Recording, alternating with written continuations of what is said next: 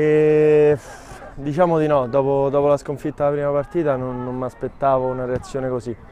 Sicuramente mi aspettavo più grinta da parte di tutti, noi in primis, insomma, anche perché si perde tutti insieme. E loro sicuramente erano una squadra completamente, diciamo, quasi al completo, mentre noi avevamo alcune assenze in confronto alla Coppa, però è normale, se dai di più ottieni di più, è così.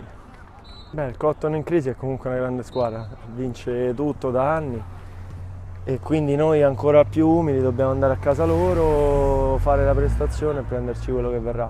E sicuramente con più grinta di quella di oggi che non è bastata, quindi ne serve di più.